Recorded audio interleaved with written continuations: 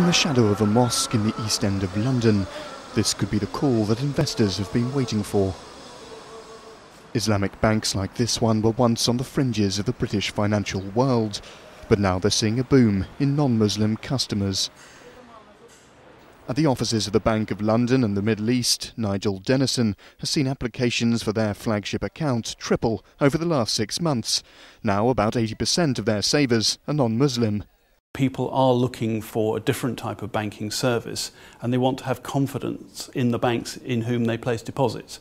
It must be a great relief to go to bed at night not worrying about what proportion of the bank's balance sheet might be in Greek debt or Italian debt or any form of government bonds, because as an Islamic bank we can't hold any interest-bearing instruments, so we have a much simpler balance sheet than many of the conventional banks.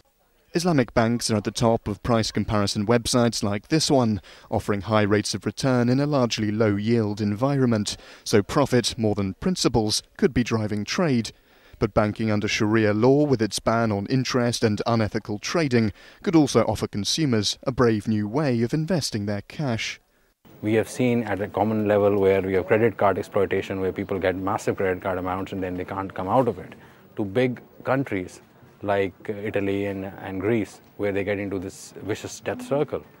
That idea is not there in Islamic banking. And now that banking itself has become discredited, I think Islamic banking is a more ethical way to move forward. That may be the message Islamic finance is keen to promote, but on the streets of Britain, it doesn't seem to be getting through.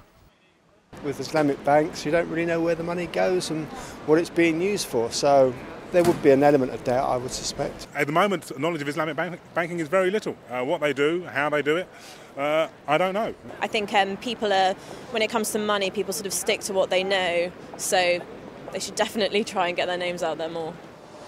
By 2016, Deutsche Bank claims the Islamic credit market could double its assets, as slowing corporate lending drives investors to look for new ways of raising cash. But the world of high finance is a long way from the high street. For that, the call to save may just have to get a little louder.